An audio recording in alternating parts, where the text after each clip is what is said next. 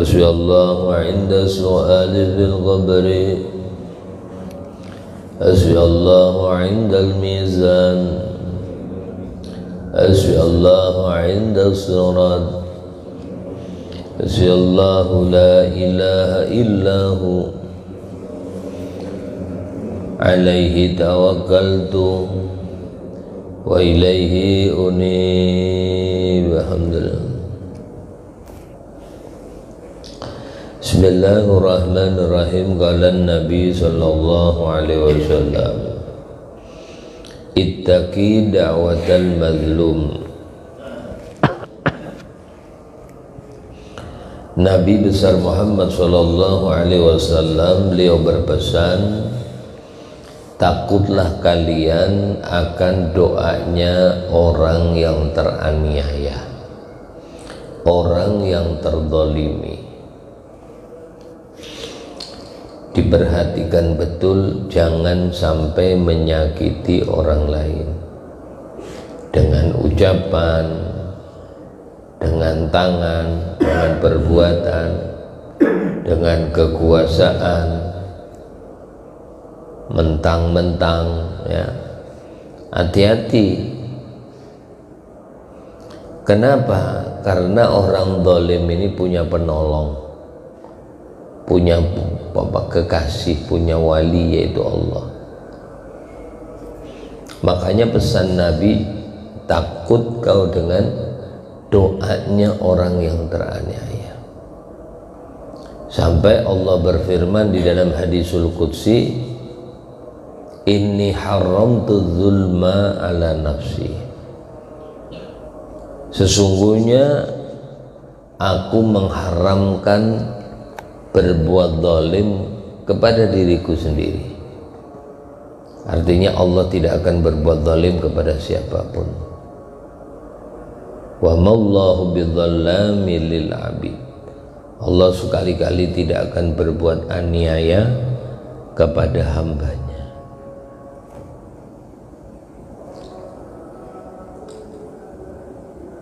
Seandainya Allah memberikan gempa, memberikan tsunami, banjir, itu pasti Allah kirim dulu utusannya.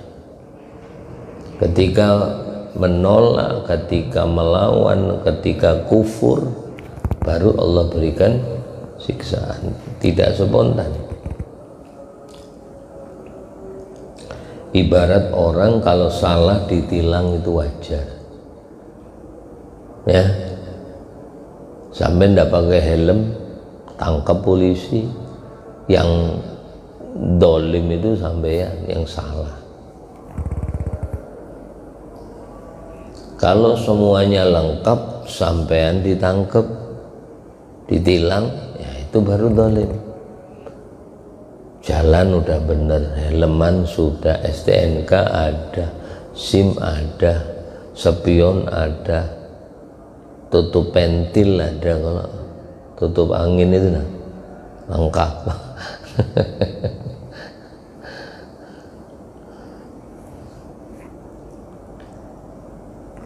Lengkap, jalan sudah benar di kiri, ditilang. Nah ini yang nilang yang salah. Hati-hati. Aku haramkan perbuatan zalim kepada diriku. Fala tadzalamu, ujar Allah, maka jangan kamu berbuat zalim, saling berbuat zalim, jangan. Kenapa? Fa innaha, maka sesungguhnya doanya orang yang teraniaya, laisa bainaha wa bainallahi hijabun, karena antara doanya orang yang teraniaya dengan doa dengan Allah tidak ada lagi pembatas. Artinya langsung tembus. Doanya orang teraniaya itu dibawa oleh awan, disampaikan kepada Allah. Sebagaimana hadis lain dari Khuzaimah bin Sabit, diriwayatkan oleh Imam Tabrani, ittaqu da'watal mazlum, takut kalian kepada orang yang teraniaya. Ya, mentang-mentang jadi penguasa, gusur umpamanya, ndak enak-enak. Dulu kalau ndak salah ketika Sa'ad bin Abi Waqqas menjadi gubernur Mesir, ketika mau bangun masjid,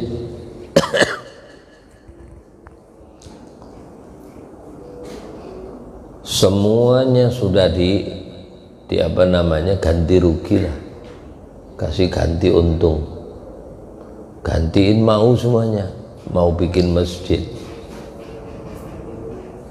Tiba-tiba pas satu di situ rumahnya orang Yahudi yang tidak mau pindah, dirayu tidak kena. Ya, kebetulan tidak kena di pojoknya masjid. Artinya kalau diminggirkan sedikit tidak kena, bukan di tempat kena, di tengahnya tidak, ujung sendiri apa namanya, pojokannya masjid. Oleh Sa'ad karena dinego-nego tidak kena, akhirnya diputuskan rubuhkan aja sudah. Lah rakyat tidak bisa ngomong, Pak, dirubuhkan terserah, datangkan bulldozer lah ya, apalagi dikawal dengan polisi, Satpol PP, apalagi tambahin tentara, udah gusur. Dipandangi rumahnya yang digusur tadi, kemudian dia mikir, ini kan masih gubernur, berarti masih ada presidennya, Amirul Mukminin. Maka dia berangkat ke Madinah menemui Amirul Mukminin Umar ibn al-Khattab. Begitu nyari, Sayyidina Umar itu orangnya sederhana, seneng sama anak yatim, hari-hari kumpul sama anak yatim. Begitu Sayyidina Umar duduk-duduk, orang Yahudi ini nanya, di mana ke Amirul Mukminin? Oh, ada Amirul Mukminin. Ya, apa istananya? Ya, istananya ya banyak di masjid, pengawalnya anak-anak yatim. Di mana orangnya? Ya di depan kamu ini. Dilihatin Umar bin Khattab, subhanallah. Ada apa katanya? Saya jauh-jauh dari Mesir. Sampean punya apa namanya, anak buah, yaitu gubernur. Dia mentang-mentang jadi gubernur, rumah saya dirobohkan, padahal itu peninggalan orang tua saya tidak mau diganti rugi. Untuk apa? Untuk pembangunan masjid. Iya sudah. Umar al-Khattab bawa pedang, katanya Umar, tolong carikan tulang itu, nah, bawa sini. Sama Sayyidina Umar digarisin, ya, dicorek dalam-dalam, itu tulang, krek, mulai bonggolan yang sebelah kanan sampai bonggolan sebelah kiri, disambung sama Sayyidina Umar dengan pedang, krek. Dah, tolong ini tulang, ya, yang lubang tengahnya itu dalam, kena pedangnya Sayyidina Umar. Pedangnya Sayyidina Umar ini kurang lebih 2 meter, Pak. Ini perang enak kalau mukul pakai 2 meter ya, wung gini. Itu jangankan tajam, tidak tajam aja mati, Pak, ya. Apalagi tajam, kalau tajam sling gitu aja sudah. Ya, sebab orang Arab ini kalau bikin pisau tulang itu langsung lepas, Pak. Saya lihat orang yang kalau dieksekusi itu tunduk gini kan, kayak ringan aja bisa itu, celing, kepala itu langsung gelundung, Pak. Jadi tulang leher itu kayak kayu ranting yang lembut itu, celing. Nah, kalau enggak tajam kasihan.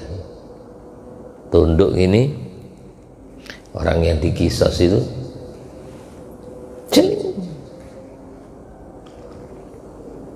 pisaunya digeretkan ke tulang, dah sampaikan salam saya Amirul Mukminin kepada Sa'ad bin Abi Waqqas. Ya, bilangin salam Amirul Mukminin Umar ibn al-Khattab, berikan tulang ini, sampaikan keluh kesahmu tentang rumahmu yang dirubuhkan kepada gubernur, kemudian berikan ini tulang kepada dia.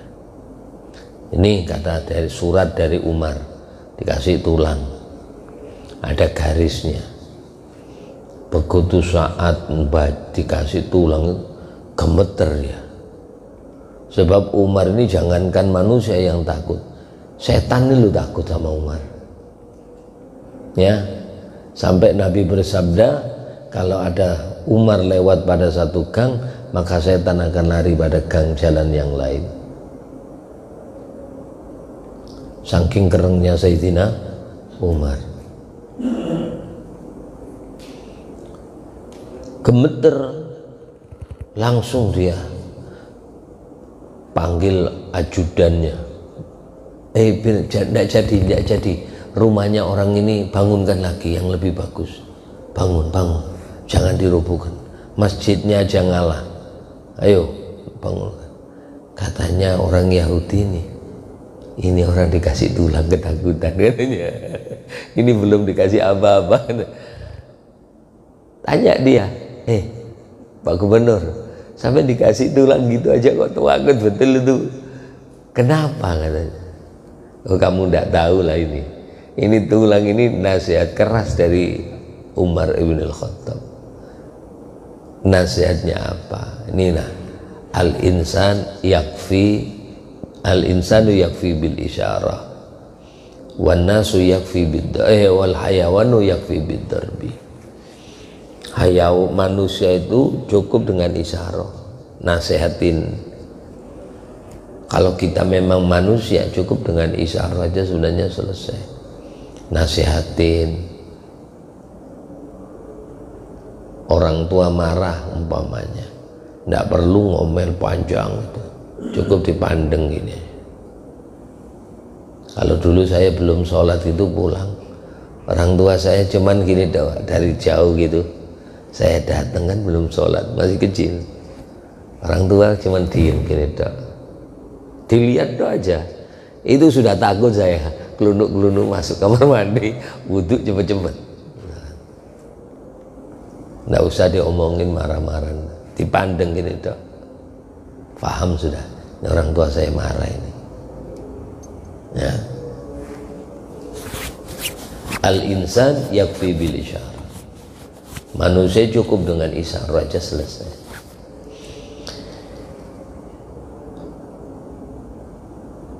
Begitu dikasih, saat langsung ketakutan. Maka tanya orang Yahudi, gubernur, kenapa kau takut? Tahulah kamu, ini tulang, nasihat untuk saya. Sa'ad bin Abi Waqqas, ingat kau punya jabatan, kau pasti akan menjadi tulang, kau pasti mati. Siapa yang tidak mati? Kau pasti mati. Kau pasti akan jadi tulang belulang. Maka di dalam hidup, luruslah kamu seperti garisan lurus ini, digeret pedang tadi, krek, lurus. Kalau kamu tidak mau lurus, maka aku luruskan dengan pedangku, kata Umar. Ya, aku luruskan dengan pedangku. Ya, garisan itu tadi digaris di atas tulang. bukan di kertas. Aku luruskan dengan pedang, dan garisnya bukan pakai pulpen, Pak. Digaris pakai pulpen kan bisa, tulangnya tadi krek pakai spidol. Enggak, pakai pedang. Bangun.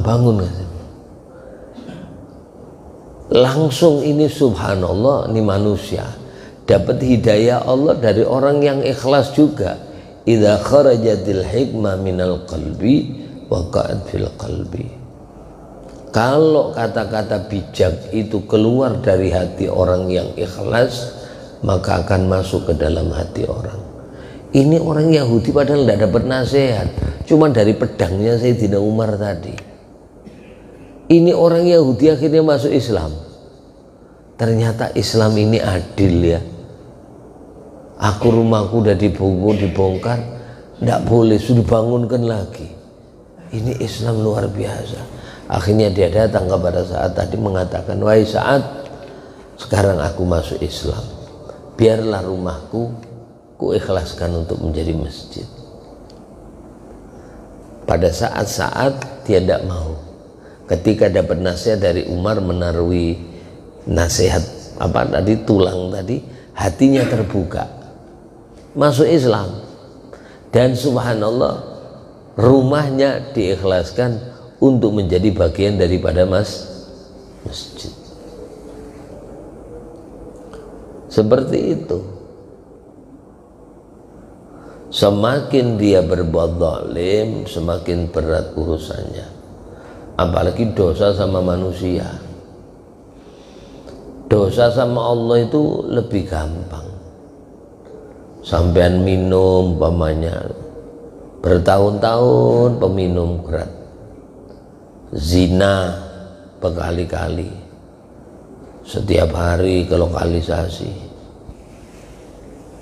Tobat lebih gampang tobatnya, hampar sajadah, nangis sama Allah, ya Allah, inni tubtu ilaika taubatan nasuha, ampuni ya Allah, ulun banyak salah ya Allah, ulun bertobat ya Allah. Nangis tiap hari, merasa nyesel karena dosa.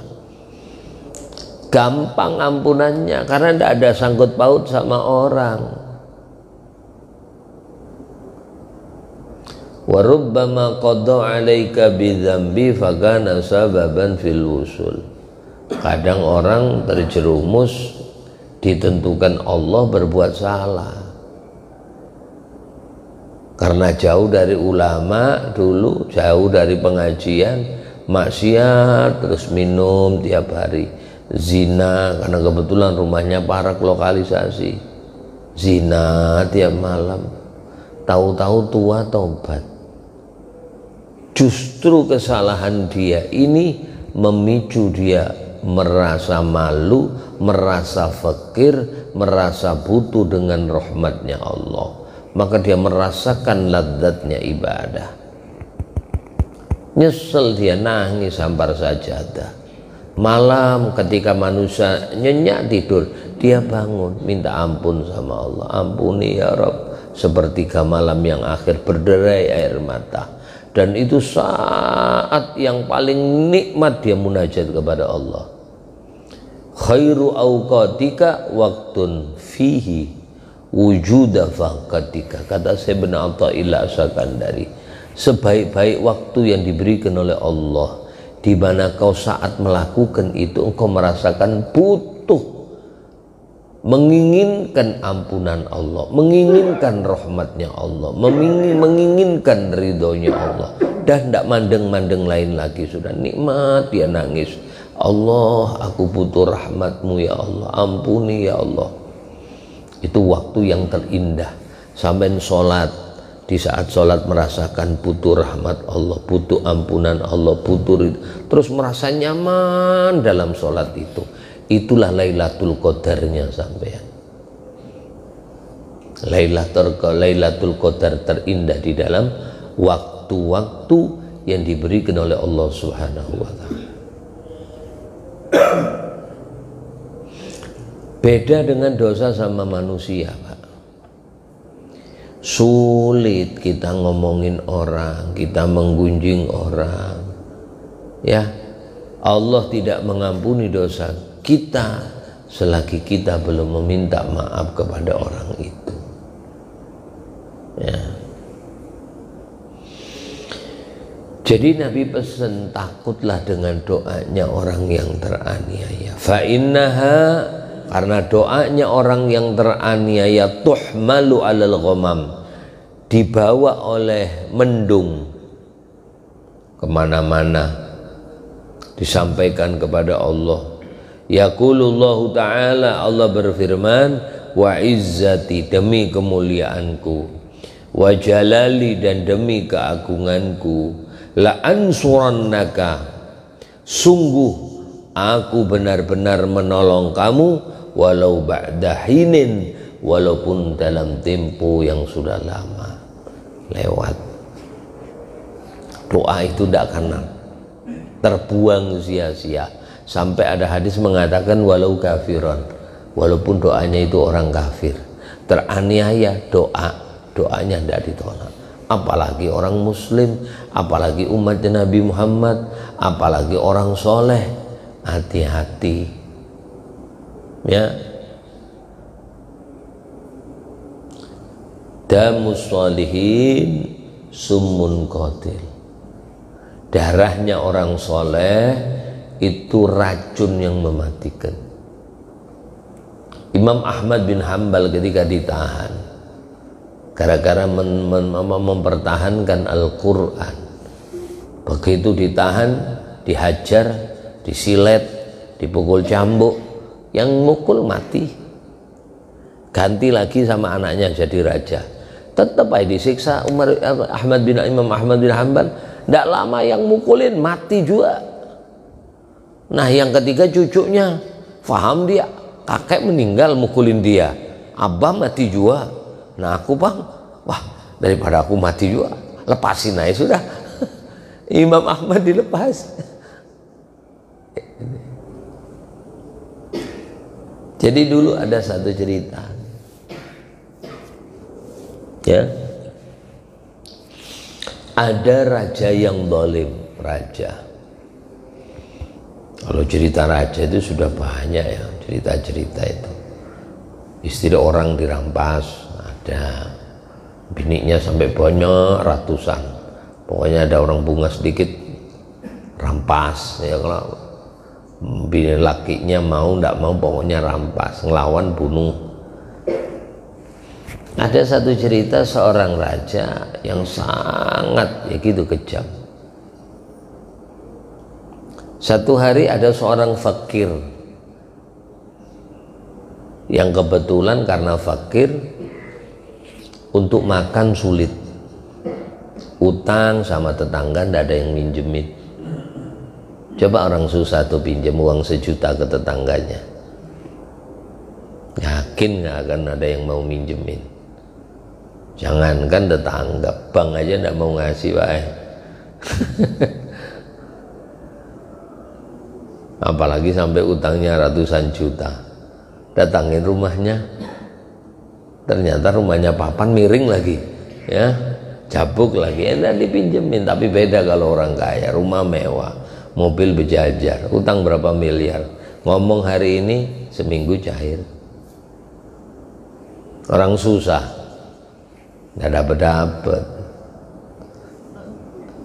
Ini orang utang sana ndak ada yang minjemin, alasannya kan kemarin sudah saya pinjemin, sekarang belum bayar, masa mau pinjem lagi, sono-sono ndak ada yang ngasih.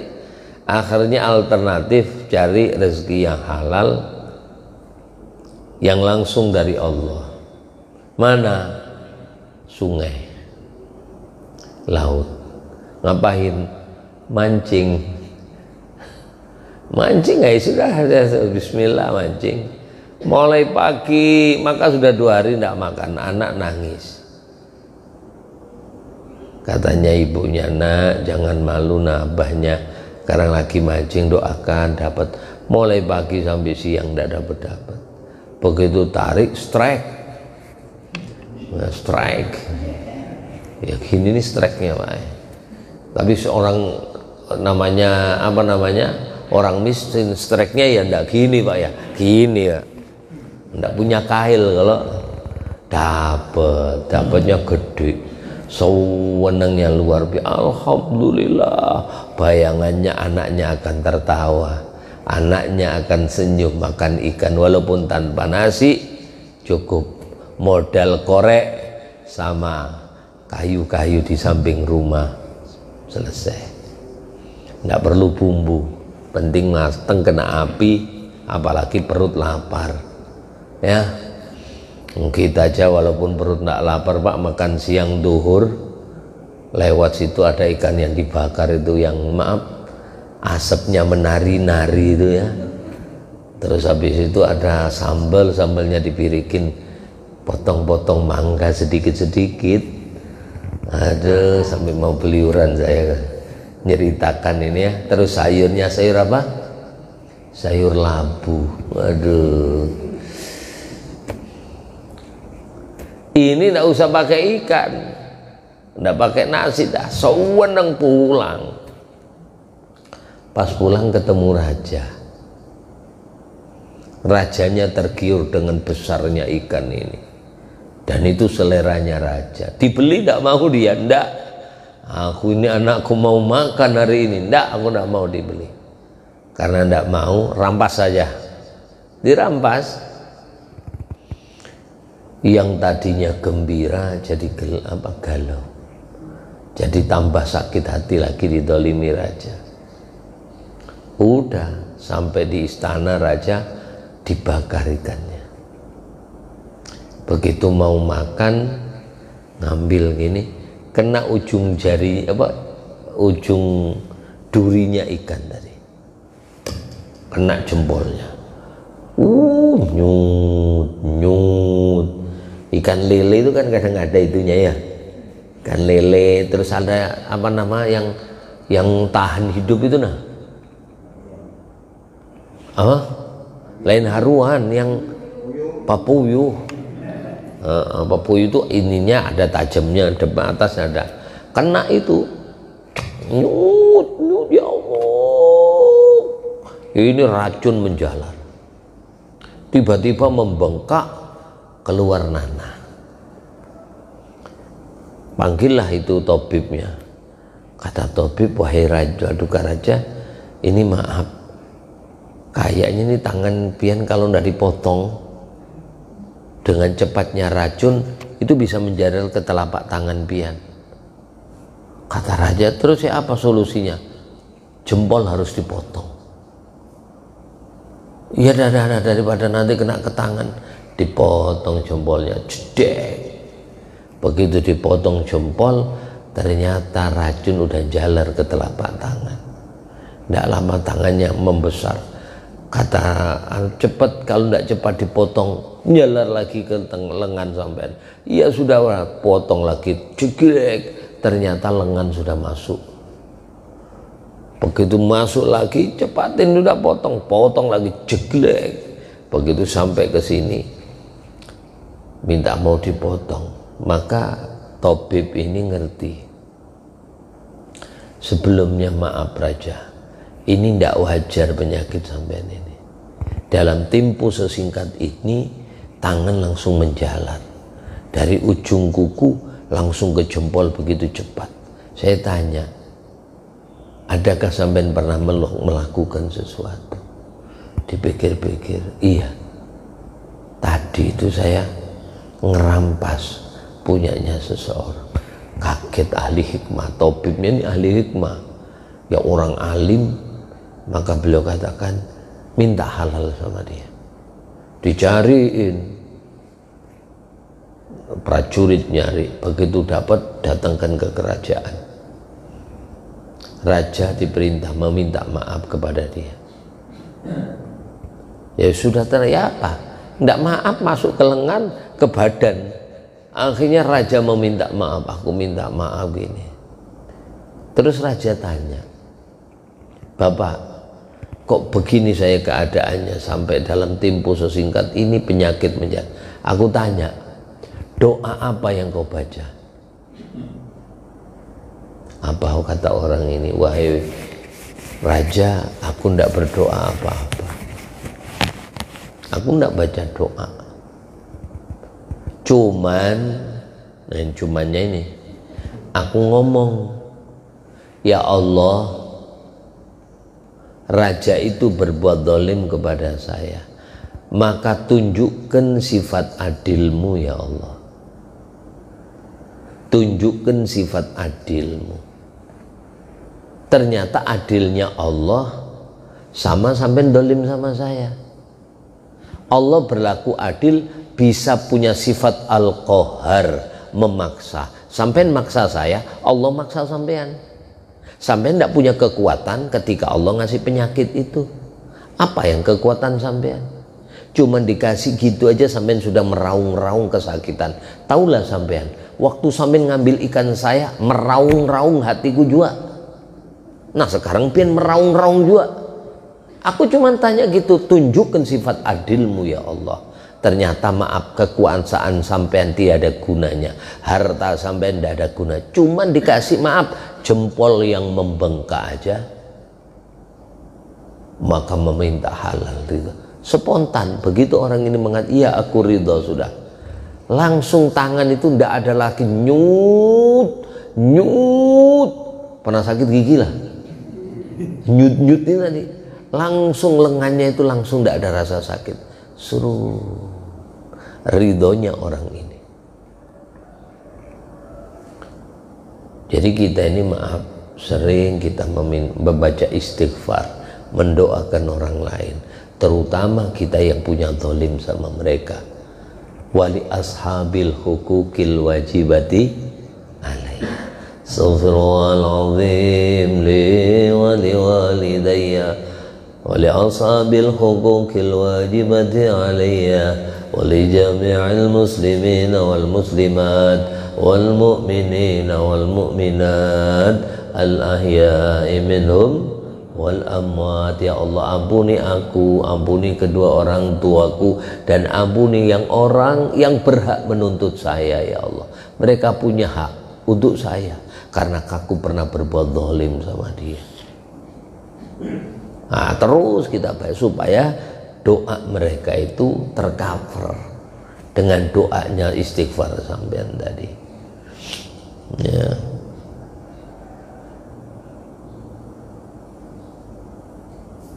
Ittaqu da'watal mazlum fa innaha tuhmal al-ghamam yaqulu. Terutama Pak, sampean takut sama orang yang ahli membaca hasbunallah wa ni'mal wakil.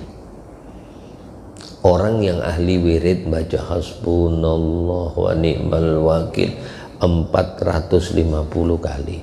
Itu kalau didolimi orang, itu spontan balik ke orang yang dolim. Sampean ahli wirid gitu, ada orang tidak seneng sama sampean, memfitnah macam-macam. Fitnahnya itu kena orang itu sendiri. Karena itu saiful qatil. Ya, hasbunallah wa ni'mal itu pedang yang membunuh. Hasbunallah wa ni'mal wakil itu saiful maslul, pedang yang terhunus. Hasbunallah, cukup Allah penolong saya. Kita tidak minta tolong sama selain Allah, cukup Allah penolong saya. Biar sampean punya pangkat, punya jabatan, ganggu orang itu, penolongku itu loh Allah, bukan siapa-siapa. Hasbunallah wa ni'mal wakil, dan Allah adalah sebaik-baik yang diserahi segala urusan. Ya, makanya sampean rajin baca hasbunallah 450 kali. Banyak fadilahnya Pak. Allah cukupi rezeki sampean, Allah tolong segala keperluan sampean, baik dunianya maupun akhiratnya. Hasbunallah wa ni'mal wakil 450. Apalagi didahului alladzina qala lahumun nasu innan nasa qad jama'u lakum fasawhum fazadahum imana wa qalu hasbunallah ni'mal wakil, hasbunallah ni'mal wakil, hasbunallah ni'mal wakil. 450 selesai. Fanqalabu bi ni'matin min Allah wa fadlin lam yamsashum su. 6 kali selesai. 6 wattaba'u ridwanallah wallahu dzu fadlin 'adzim. maka urusan sampean diberi pertolongan oleh Allah, diselamatkan dari musuh, narik rezeki dan narik segala kenikmatan Allah. Karena kata Abuya Sayyid Ahmad, termasuk ijazah dari Abuya Sayyid Muhammad bin Alwi bin Abbas al-Maliki al-Hasani, itu dikatakan al-jalbun ni'mah, yaitu narik nikmat Allah dan menetapkannya, wan nasru 'alal a'da, kemudian mendapatkan pertolongan daripada musuh-musuhnya Allah, musuh-musuh kita dan musuh-musuhnya Allah Subhanahu wa taala, ya. Jadi gitu. Wa qala Nabi sallallahu alaihi wasallam ittaqul zulma wallahu a'lam bissawab. Moga-moga sedikit ini membawa kemanfaatan, keberkahan baik dunia maupun akhirat. Semuanya moga-moga diberikan husnul khatimah. Al-Fatihah. A'udzubillahi minasyaitonir rajim.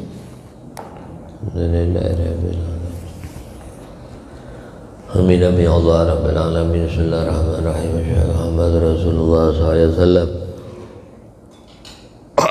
La ilaha illallah al-malikul haqqul mubin Muhammadur rasulullah adil amin.